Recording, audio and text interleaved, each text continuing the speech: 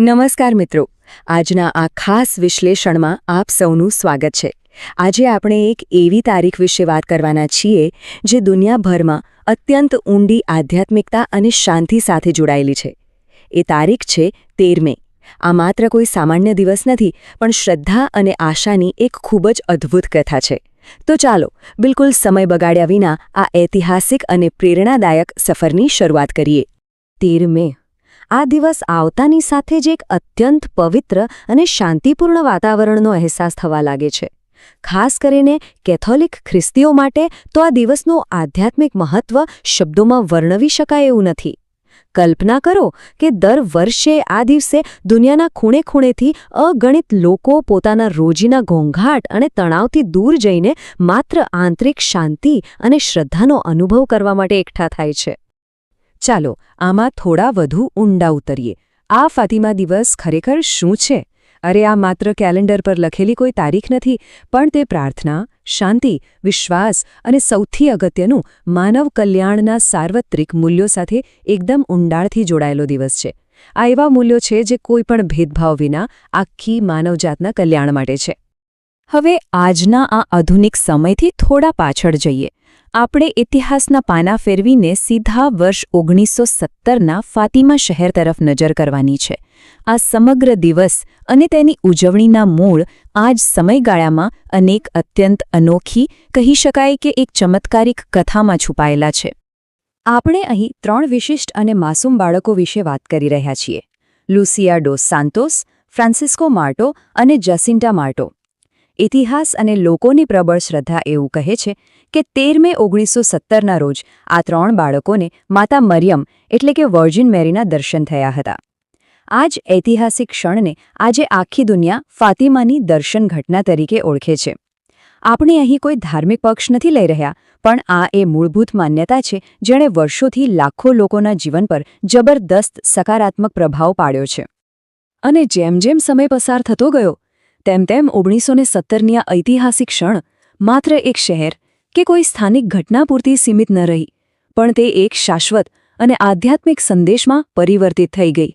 હવે પ્રશ્ન એ થાય કે આ સંદેશ કયો હતો અને તેનું આટલું બધું વૈશ્વિક મહત્વ કેમ છે?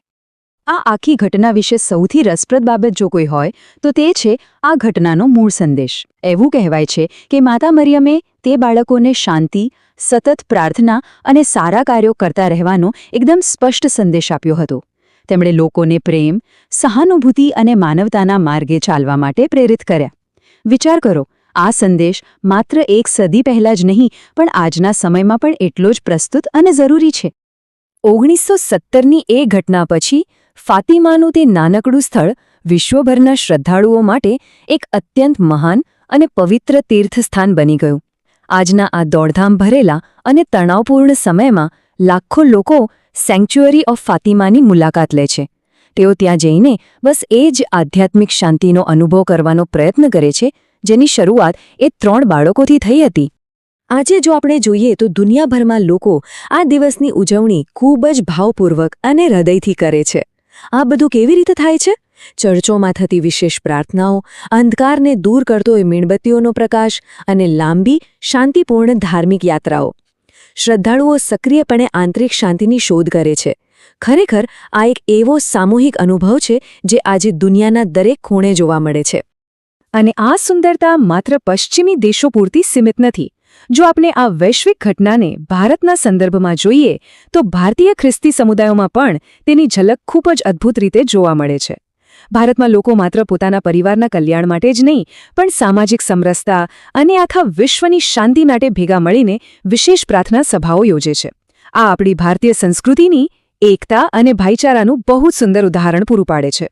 તો જો આપણે આજના સમગ્ર વિશ્લેષણનો સાર કાઢીએ તો એક વાત સ્પષ્ટ થાય છે: ધાર્મિક આસ્થાથી થોડા ઉપર ઉઠીને જોઈએ ને તો ફાતિમા દિવસ આધ્યાત્મિકતા અને માનવતાનું એક સાર્વત્રિક પ્રતીક બની રહે છે। સાચી પ્રાર્થના અને કોઈપણ સ્વાર્થ વિનાનો પ્રેમ ખરેખર માનવ જીવનને કેવી રીતે પ્રકાશથી ભરી શકે છે તે આ વિચારથી એકદમ સ્પષ્ટ થઈ જાય છે। તો મિત્રો, આ સફરમાંથી પસાર થયા પછી આપણા સૌની સમક્ષ એક બહુ મોટો અને વિચારવાલાયક પ્રશ્ન ઊભો થાય છે। ઇતિહાસમાં મળેલો આ શાંતિ, એકતા અને કરુણાનો સંદેશ આજના આ વિભાજિત સમાજને જોડવા માટે કેવી રીતે ઉપયોગી થઈ શકે તેના પર ચોક્કસ વિચાર કરજો, કારણ કે શ્રદ્ધા ખરેખર શાંતિ અને આશા લાવે છે. આ સુંદર અને ગહન વિષયના વિશ્લેષણમાં મારી સાથે જોડાવા બદલ આપ સૌનો ખૂબ ખૂબ આભાર.